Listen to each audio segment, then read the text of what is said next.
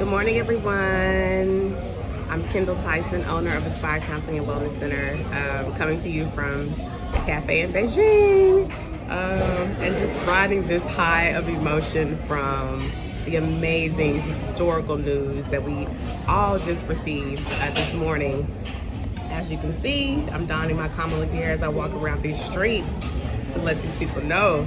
And I haven't done one of these in a while, and I wanted to just, share a few things that have kind of been downloaded into my spirit, into my mind, as this whole process has been underway. And I can honestly say that it has been a roller coaster, as I'm sure you know. Moment of self-disclosure, I had a really strong anxiety reaction here at work a few days ago, our time, which is election time, because there's just so much riding on the new president-elect, the vice president-elect being selected, and it can feel so. I felt a little bit helpless, being in another country, worried about the state of my country, my family, my friends, everyone that's done their part. What's going to happen? And then I have colleagues here and friends here that are not American that feel the weight as well. So one thing that makes me happy is that we're not the only ones that understand the magnitude of this moment and this decision, and we're all just jubilantly celebrating this historic moment for Joe Biden, 3 times trying and getting it done on the last time, and Kamala, I feel like I'm about to cry. All of the history wrapped up in her ascension to this point. I really feel like she was made for this, right? First woman, first black woman, first woman of Asian descent.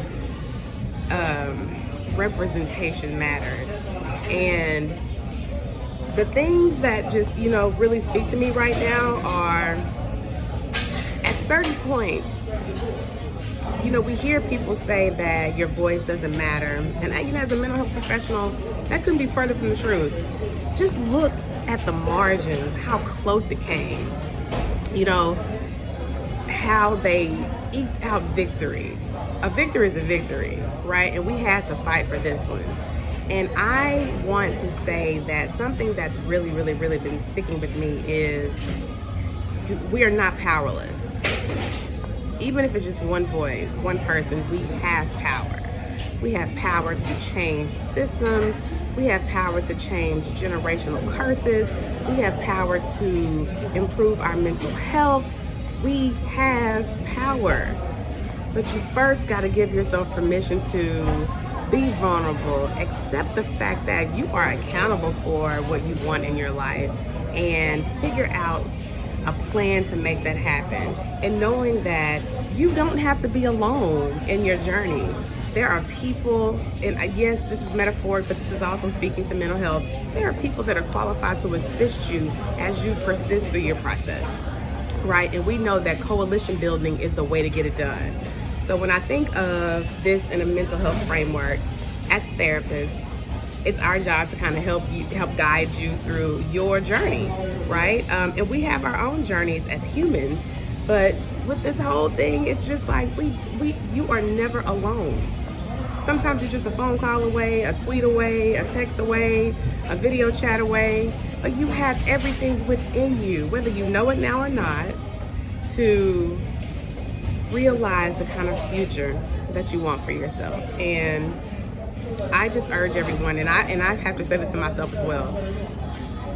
This is one of my catchphrases: prioritize your mental health during this time. It has been difficult, even as a professional. And just a moment of self-disclosure, I had a really rough day here Wednesday in China, which is Tuesday in America, election day America, China. I was nervous, worried, anxious, struggling at work, ruminating thoughts, all the things that I help people deal with. I was in the middle of it and just feeling helpless and powerless and having to wait, right? The human condition. But what I realized was I needed to take a step back, and I'm sorry that it's so loud, I'm in a coffee house. I had to take a step back. I had to kind of reassess the fact that you're safe, you've done your part, reach out and connect to those who help to enrich you. Do something mindful that's going to help you to remain present focused and not project yourself so far in the future, because we can't read the future, right? Write it down. I had to go journal. I had to go dump it out. It was so cathartic for me. I probably will do a blog post about it soon. But there's just so many things. You can exercise, drink some water, get some sleep. I literally did all of that and felt so much better, through the coming days. But then also realized that it's a process, because something happened that next day that was completely innocuous and it triggered me again. And so I had to re-engage with these healthy practices of coping and reminding myself that I have the power to change my situation. I don't have to be affected by these external things. I can do something for myself that's going to be beneficial for not only my mental health but my physical health. And so I just hope that, through this season and the months to come, that you create a plan for yourself. How are you going to, with everything that's happening in the world, prioritize your mental and physical health? That way you can continue to show up as your best self in the world, put forth your best efforts, support those around you, but first and foremost, take care of you. I offer my services. I provide online therapy right now. So if you are in need of a professional, please reach out to me. And just know that we are all in this together. I am elated. I am jubilant. I feel seen. I feel heard. I feel. I'm sure that's going to change over the course of the days, but I am going to bask in the joy that I have right now. Joy is a form of resistance when people don't want you to feel it, when they want to steal your joy, but it's yours. It is ours to cultivate, and I want to be there with you as you find it, hold on to it, latch on to it, and just live in it. We have it, right? The future is ours to make. So I'll say this, and then I'll go eat my food and drink my coffee. Prioritize your mental health today. What do you envision for your future? And how can you begin to formulate that plan and put it into action? If you need help with that, I can most certainly support you. Just reach out. You can find me on Instagram, aspire_counselingwell. Visit my website, www.aspirecounselingwell.com. I just want us all to just relish in this moment, right? We did it. We did it collectively.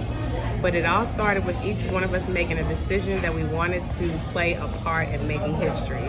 And so the way that we did that, with this election, we can do it for ourselves. We have to take accountability for our healing, for our process, for our mental health. And I'm just excited. I'm so excited to see what is going to come of all this. Sam Cooke said it best.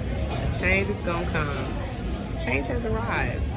And I'm so glad that I played a part in the process. So I'm going to sign off. I'm Kendall Tyson, your lovely therapist, your traveling therapist from Aspire Counseling and Wellness Center. Please reach out to me. I would love to hear your thoughts on how you're feeling in this moment. I'm just, it just radiates, like the joy is just radiating from me. I haven't smiled this big in such a long time, and I pray that I can continue to, right? So I want to do my best to help you have the same kind of joy too. I hope that you all be well. Prioritize your mental health today. Remember, you are not alone. We can collectively make so much change in the world, and it just begins with you. So you all have an amazing day. I look forward to hearing from you. Send me a message, send me an email, share it with your friends, and just know what's meant for you is for you. And you have the power to realize the future that you desire.